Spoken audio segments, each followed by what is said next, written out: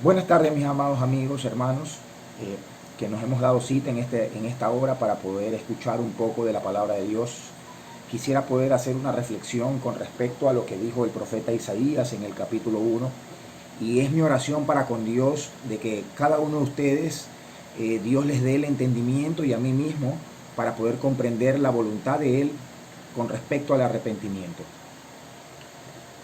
Y comenzaré a leer el capítulo 1 del libro de Isaías, donde dice: visión de Isaías, hijo de Amós, la cual vio acerca de Judá y Jerusalén en días de Usías, Jotam, Acaz y Ezequías, reyes de Judá. Oíd, cielos, y escucha tú, tierra, porque habla Jehová. Crié hijos y los engrandecí, y ellos se rebelaron contra mí. El buey conoce a su dueño, y el asno el pesebre de su señor. Israel no entiende. Mi pueblo no tiene conocimiento. Aquí podemos ver claramente que el profeta pronuncia las palabras que Dios le había dado contra su pueblo, contra Israel. Y vemos claramente cómo Dios hace referencia a que Él los engrandeció como nación.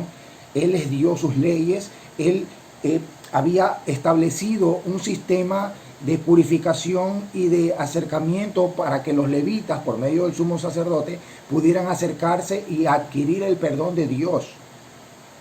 Les había establecido leyes en el Pentateuco para que ellos pudieran enseñar a los pueblos y ser ellos la nación por la cual el mundo conociera la voluntad de Dios.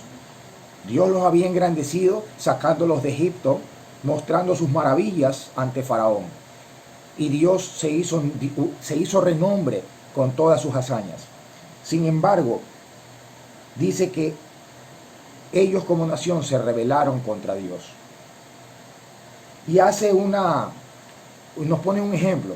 El buey, un animal de carga, un animal que no razona, un animal que no tiene discernimiento. Dice, el buey conoce a su dueño. Y el asno, o sea, el burro, conoce el pesebre de su señor.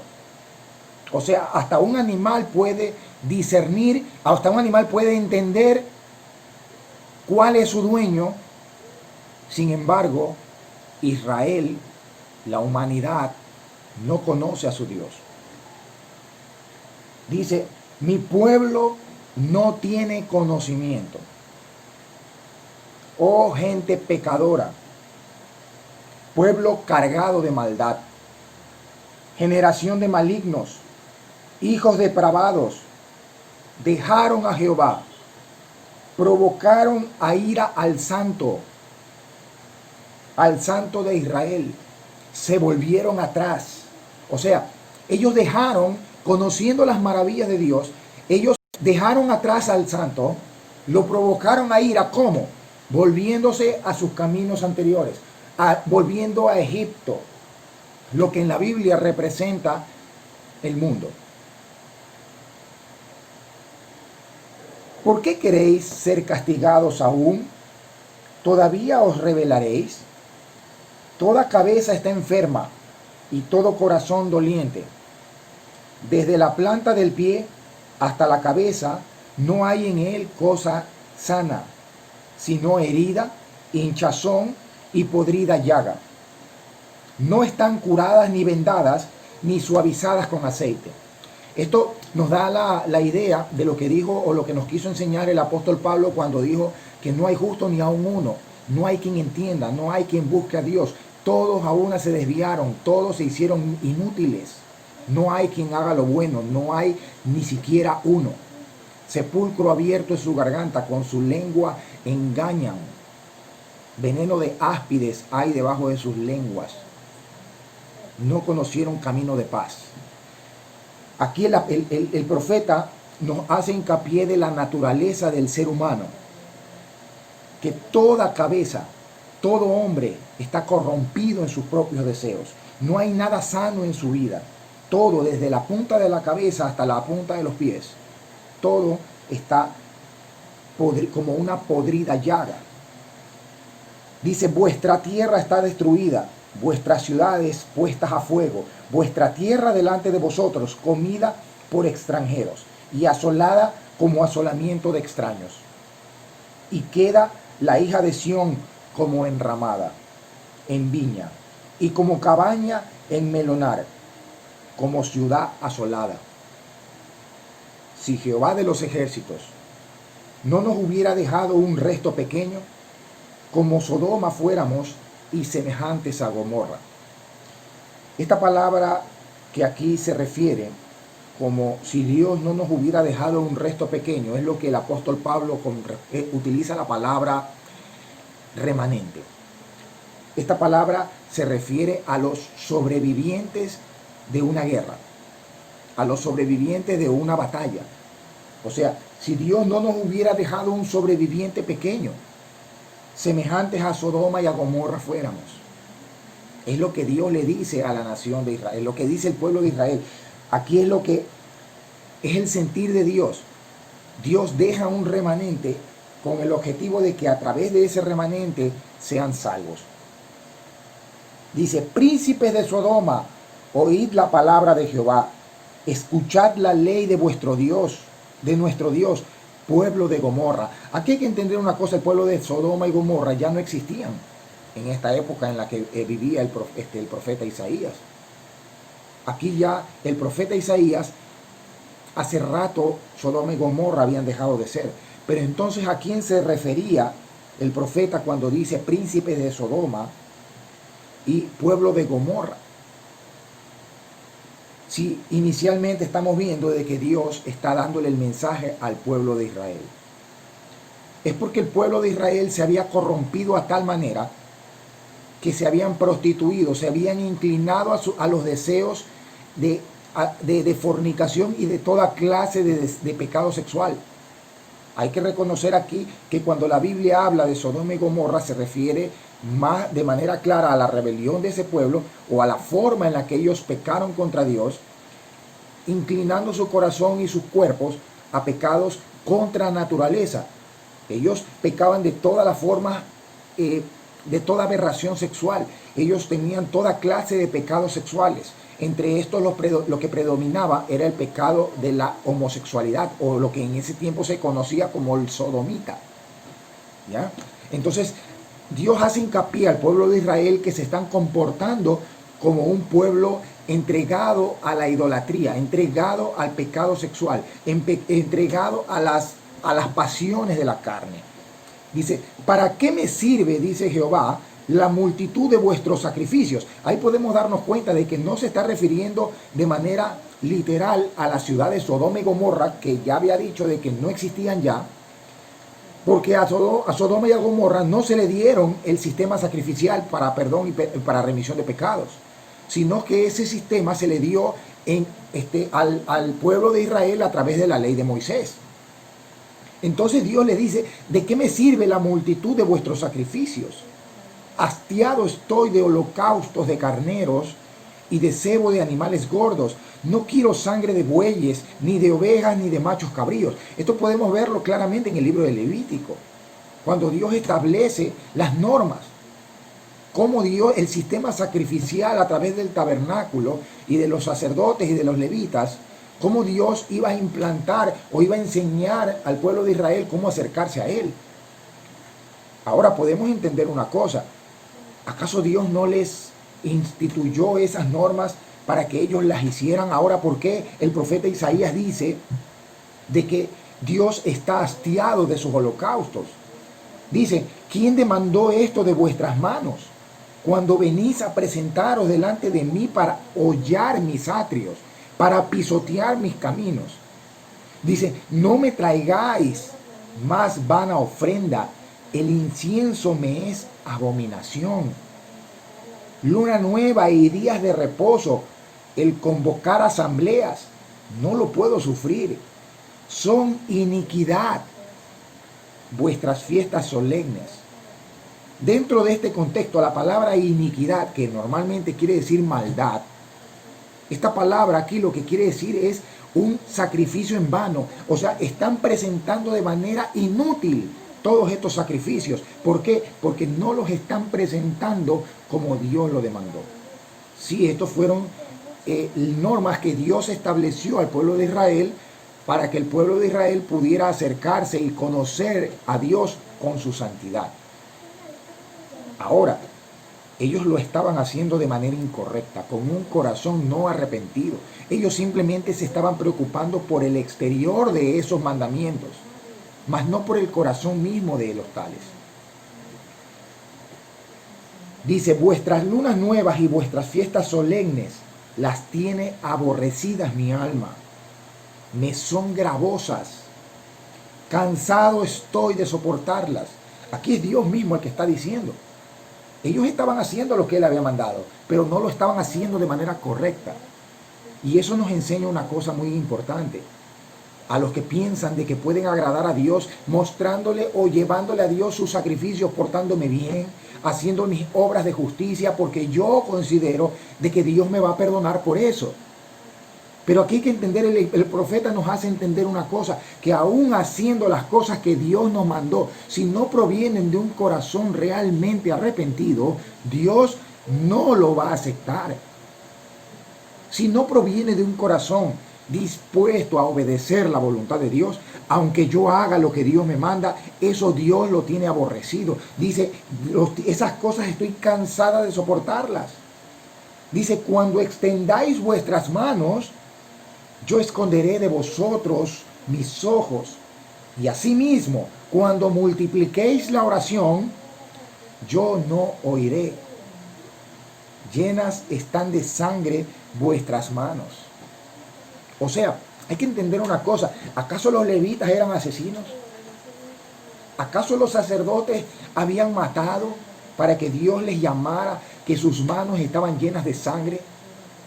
Aquí hay que recordar lo que dijo el Señor Jesucristo. Cuando dijo, oísteis que fue dicho, no mataréis, no mataréis. Sin embargo, yo os digo que cualquiera que se enoje contra su hermano será culpable de homicidio. Hay que entender el corazón de la ley. Hay que entender lo que Dios quiso enseñarnos a través de los 10 mandamientos. A través de la institución que Él puso sobre el pueblo de Israel con respecto a los sacrificios que apuntaban al Mesías, que apuntaban a Jesucristo. Era un sacrificio que venía de un corazón arrepentido, de un corazón dolido por su maldad, de un corazón que había entendido que no era por el sacrificio, sino el objeto del sacrificio. Cómo yo me iba a acercar a Dios a pedir perdón, arrepentido por mis pecados, y ese sacrificio era acepto a Dios, porque sin derramamiento de sangre no hay perdón de pecados. Entonces, dice que los sacerdotes estaban llenas de sangre sus manos. ¿Por qué? Porque ellos estaban viendo el exterior, mas en su corazón ellos odiaban, y podemos verlo claramente en los 4 evangelios. Cuando Jesús no hizo nada para que lo aborrecieran, sin embargo, ellos lo aborrecían en su corazón. Y cada vez que Jesucristo hablaba, ellos buscaban la manera de llevarle a pecar con sus labios. Gracias a Dios, sin éxito. Pero la intención de ellos era para mal con Jesucristo. Y luego podemos ver en el libro de los Hechos que se dio para sus seguidores también. Y a través de la historia podemos darnos cuenta de que el hombre, por hacer lo bueno, termina pagando, porque la maldad está en el corazón de los hombres. Todos en algún momento hemos pecado de asesinato delante de Dios, sin haber matado a nadie. Y muchos serán condenados por derramamiento de sangre, aunque nunca en su vida hayan agarrado una pistola o hayan agarrado un cuchillo y hayan herido mortalmente a alguien, sino por el simple hecho de haber odiado o guardado rencor en su corazón para cualquier persona. Dice, versículo 16, lavaos y limpiaos, quitad la iniquidad de vuestras obras de delante de mis ojos. Dejad de hacer lo malo, aprended a hacer el bien. Buscad el juicio, restituid al agraviado. Haced justicia, al huérfano y amparad a la viuda. Aquí hay que entender una cosa. Dice, quitad la iniquidad de vuestras obras de delante de sus ojos. Dejad de hacer lo malo. O sea, aquí Dios da por sentado de que nuestras obras son malas por naturaleza. Porque dice, dejad de hacerlo. Es algo que hemos venido haciendo. Y al mismo tiempo nos dice, aprended a hacer lo bueno. O sea, es algo que no hacemos por naturaleza. El hombre tiene una cultura de que el hombre es bueno y porque es bueno hace cosas buenas. El problema es que no es cierto. El problema es que el hombre es malo haciendo cosas buenas. Para poder entrar al reino de los cielos, el hombre debe entender primero de que su naturaleza es maldad. Porque Dios lo dice así y que lo podemos constatar, confirmar con nuestros propios pensamientos, solamente examinándonos de manera sincera y dándonos cuenta que si nuestros pensamientos fueran expuestos como una pantalla de televisión al mundo entero, ¿cuántos de nosotros no estaríamos avergonzados, incluso siendo cristianos, de que nuestros más profundos pensamientos fueran expuestos a la gente y que conocieran la maldad que hay dentro de nosotros? Bueno, debemos darnos cuenta de algo, de que Dios escudriña los pensamientos. Dice la Biblia que Él conoce la intención del corazón de la persona. Antes de que salga la palabra de mi boca, he aquí tú la conoces toda, dice el salmista. Entonces, nosotros debemos aprender a hacer lo bueno y dejar de hacer lo malo. ¿Qué quiere decir esto? ¿Quiere decir que la salvación es por obras?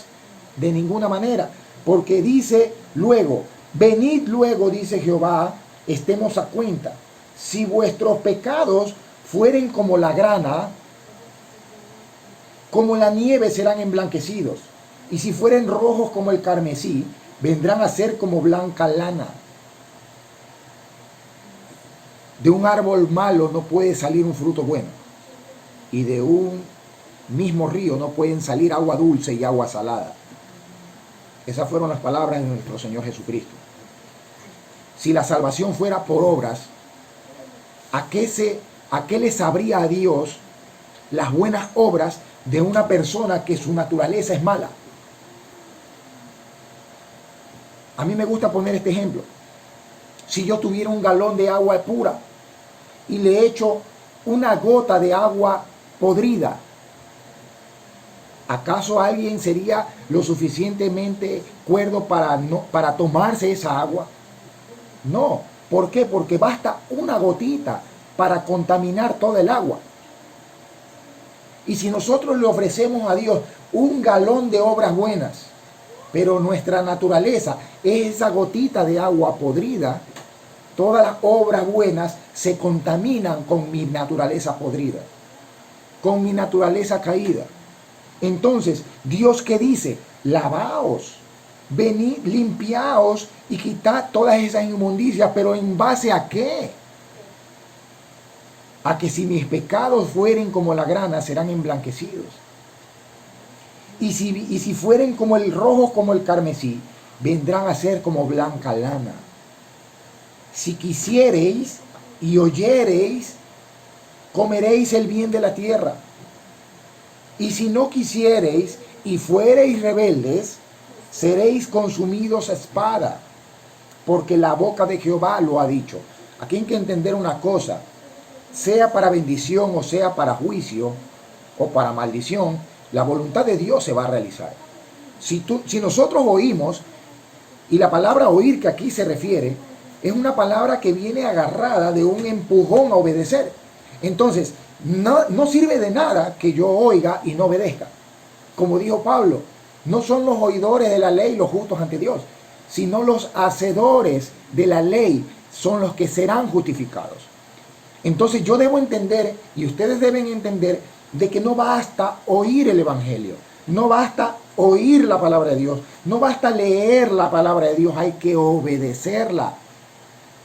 Por eso Dios dice, si quisiereis y oyereis, recuerda que la palabra oír es con entendimiento y movido a una obediencia, comeréis el bien de la tierra.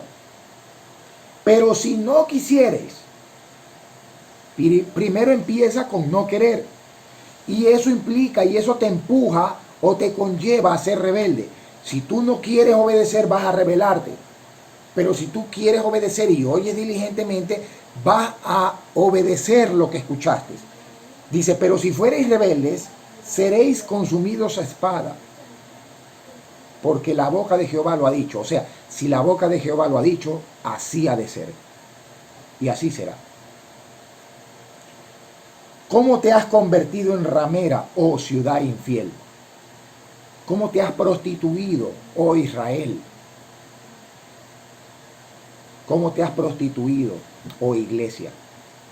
Podríamos compararlo, aunque el pasaje se refiere a Israel, nos da una enseñanza a nosotros como la iglesia del Señor. Llena estuvo de justicia, en ella habitó la equidad. ¿En dónde? En la ciudad de Israel.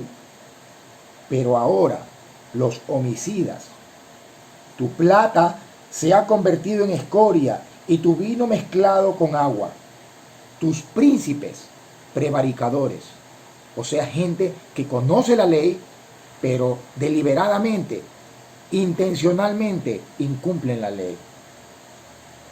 Y compañero de ladrones, todos aman el soborno y van tras las recompensas. No hacen justicia al huérfano, ni llega a ellos la causa de la viuda. ¿Cuántos de nosotros, mis hermanos o amigos que me escuchan, cuántos de nosotros no estamos iguales a la ciudad de Israel? No basta un título, no, yo no puedo decir, yo soy cristiano evangélico y por eso yo sé que voy al cielo. No, mi amigo, porque Cristo dijo claramente que no todo el que me diga, Señor, Señor, entrará al reino de los cielos, sino el que hace la voluntad del Padre que está en los cielos. Entonces, no todos los que están dentro de una congregación, los que están dentro de una asamblea, de una iglesia, entrarán al reino de los cielos. Nosotros debemos tener en cuenta de qué es lo que hay dentro de mi corazón y no engañarnos a nosotros mismos. ¿Por qué? Porque Dios entiende y conoce el corazón de cada ser humano. No hay ni un ser humano, ni hay nadie que no sea manifiesto ante los ojos de aquel a quien daremos cuentas. El Señor conoce y escudriña hasta lo más profundo de los pensamientos. Dice, aún las tinieblas resplandecen alrededor de ti. Hay que conocer a Dios, hay que leer los salmos, conocer el carácter de Dios. Dios conoce y escudriña los corazones y pesa los espíritus. Los pone en balanza. Él aborrece las medidas falsas. Él sabe cuando una persona en su corazón dice querer a Dios, pero no lo ama realmente. Porque si no amamos a nuestros hermanos que conocemos, ¿cómo el amor de Dios puede estar en nosotros? Si no amamos al que conocemos, ¿cómo vamos a amar a aquel a quien no hemos visto? Recordemos que el amor de Dios se manifiesta para con nosotros. Dice que el amor de Dios ha sido derramado en nuestros corazones por medio del Espíritu Santo. Y si nosotros que decimos tener el Espíritu Santo no amamos a nuestros hermanos, dice que fue derramado. ¿Qué entiende eso? Yo tengo un vaso lleno de agua y le sigo echando más agua. ¿Qué va a pasar? El agua se va a seguir derramando, se va a regar. Esa es la figura que Dios nos muestra de qué manera Dios derramó su amor para con nosotros por medio de la fe en Jesucristo. Ese es el amor ágape, el amor de Dios, el amor que no mira su propio beneficio, el amor que no mira su propio que no mira sus propias pasiones, que está preocupado por el otro, un amor que se preocupa por sus hermanos, un amor que se conduele de la caída de su hermano, un amor que se preocupa por las viudas, un amor que hace justicia con el huérfano, un amor que busca obedecer a Dios. Ese fue el amor que ha sido derramado en el corazón de los creyentes, de los verdaderos creyentes. Por eso dice, por tanto dice el Señor Jehová de los ejércitos, el fuerte de Israel: Ea, tomaré satisfacción de mis enemigos, me vengaré de mis adversarios, y volveré mi mano contra ti, y limpiaré hasta lo más puro de tus escorias, y quitaré tu impureza. Se refiere a Israel. Restauraré tus jueces como al principio y tus consejeros como eran antes. Entonces te llamarán ciudad de justicia, ciudad fiel. ¿A qué evento se está refiriendo Dios aquí con respecto al pueblo de Israel? Podríamos decir de que se refirió a una época pasada, cuando claramente la historia nos muestra de que todavía no ha ocurrido eso. ¿Por qué? Porque dice en el versículo 27, Sión será rescatada con juicio. Alguno dirá, sí, eso ocurrió en el año 70 después de Cristo. Sin embargo, ahí podemos ver que Sión no fue rescatada. Cayó juicio, sí, pero Sión no fue rescatada, al contrario, fue dispersada. Dice, y los convertidos de ella con justicia. ¿Acaso la nación de Israel se convirtió nacionalmente? Hay que entender una cosa, Dios cuando habla a su pueblo, claramente está hablando a su pueblo de Israel como nación. ¿Quiere decir eso que no habían individuos que fueran salvos? No, no quiere decir eso. Habían individuos que sí eran salvos. En la deportación a Babilonia podemos darnos cuenta por el relato del libro de Daniel de que aunque Dios consideraba a la nación de Israel como prevaricadora, habían personas que amaban a Dios y obedecían sus leyes, como en el caso de Sadrach, Mesach y Abednego y Daniel mismo. Y muchos más, como el profeta Ezequiel, Jeremías, que eran contemporáneos a Daniel. Entonces, ¿cómo es posible que Dios hable al pueblo de Israel como nación diciéndole que prevaricaron cuando habían individuos que sí eran salvos? Asimismo aquí, Dios se está refiriendo a una restauración total de la nación de Israel, aunque sabemos que durante la historia, desde Cristo hasta nuestros días, muchos judíos han alcanzado la salvación a través de Jesucristo el Mesías. Sin embargo, la nación de Israel como tal sigue en su estado de incredulidad. Entonces vemos que el profeta Isaías no se está refiriendo a un hecho que ya sucedió, se está refiriendo a un hecho que va a suceder todavía.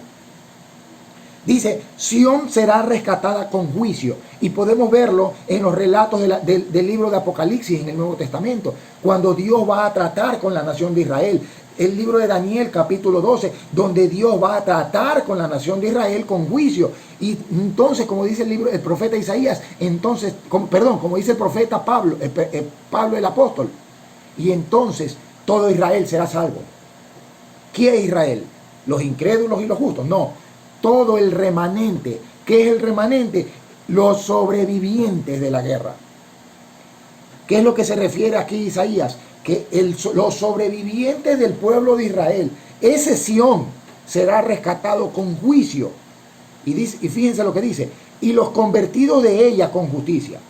Pero los rebeldes y pecadores a una serán quebrantados, y los que dejan a Jehová serán consumidos.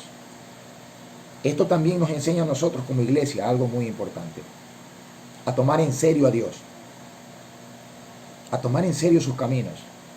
Si tú, amigo, que conoces el evangelio de salvación, si alguna vez en tu vida te han predicado el evangelio y conoces la voluntad de Dios, has leído su palabra y sabes lo que dice su palabra, y aún así prefieres alejarte de Dios, dice que los que dejan a Jehová serán consumidos. Y esta palabra hace la misma connotación de la leña cuando es puesta al fuego.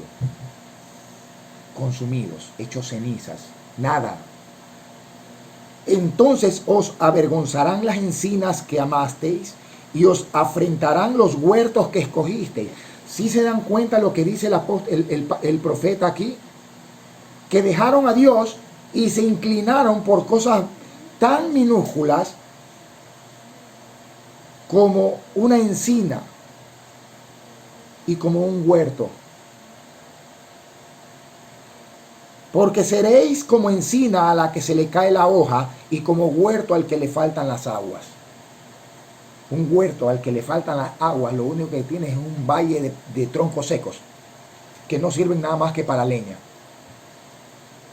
El fuerte será como estopa y lo que hizo como centella, y ambos serán encendidos juntamente, y no habrá quien apague. Amigos, hermanos, es prudente y es inteligente obedecer la voz de Dios. Muchos me dirán, bueno, yo no creo en Dios. Sí, ese es tu problema. Ese es tu problema. El hecho de que yo no crea que la matemática existe, no quiere decir que no exista. Yo puedo creer que si me lanzo de un edificio de 10 pisos voy a volar, mas la gravedad me va a mostrar que no es así. Yo puedo pensar y decir que de aquí en 10 años voy a ser millonario o que me voy a ganar la lotería, mas eso no quiere decir que se vaya a cumplir. Tú puedes creer lo que tú quieras. Sin embargo, el que tú creas o pongas tu fe en eso no quiere decir que se vaya a hacer realidad. El problema no es la fe, el problema es el objeto de tu fe. Si tú pones tu fe en un tronco de madera, en una estatua, que esa estatua ni camina, ni te mira, tiene ojos y no ven, tiene oídos y no oyen, tienen pies y no caminan. Mi amigo, tú puedes creer que esa estatua te está oyendo.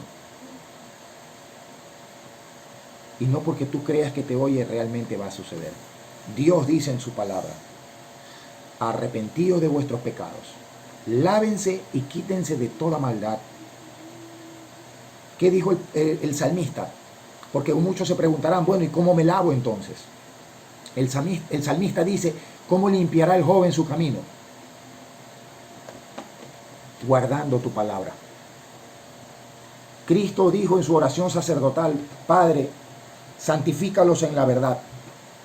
Tu palabra es verdad. Si tú has estado escuchando esta exposición del capítulo 1 de Isaías, tú has sido expuesto a la santificación del Espíritu Santo. Ahora tú decides si eres rebelde a la voz que escuchaste o eres uno de esos pocos que va a obedecer. En el libro de Deuteronomio Dios dice, he aquí os pongo la bendición y la maldición. Tú eliges. Escoge pues el bien y obedece para que te vaya bien. Pero si escoges el mal, lo único que te espera es la muerte. Y después de la muerte segunda. Tú puedes creer, no, yo no creo en, puedes decir, yo no creo en eso. Una vez más, ese es tu problema. Pero hay algo que es muy cierto.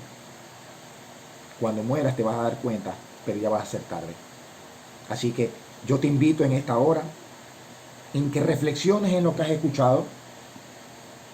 Reflexiona y tómalo seriamente.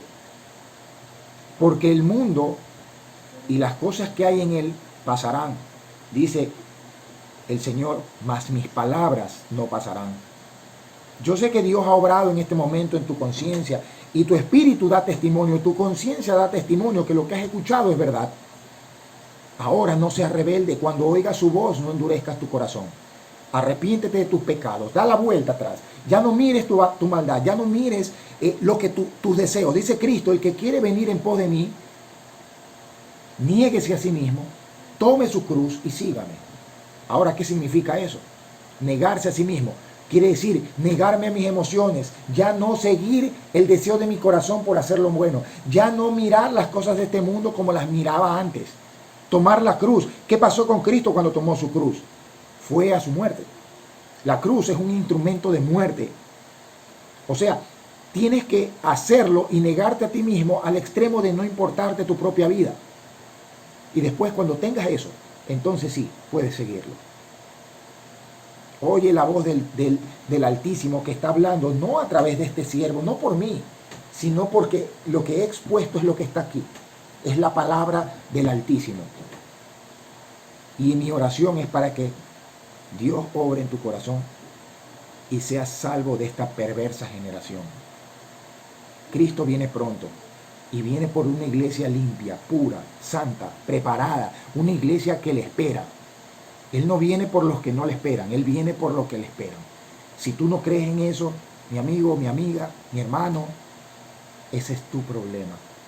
Pero no vas a poder decir delante de Dios que nunca supiste, de que nadie te lo dijo. Así que yo te exhorto, te animo a que medites estas palabras, a que las guardes en tu corazón y que obedezcas la voz de Dios, porque Dios ordena a todos los hombres en todo lugar que se arrepientan de sus pecados. Dios ordena que te arrepientas. Obedece. Obedece para que te vaya bien. Dios te bendiga.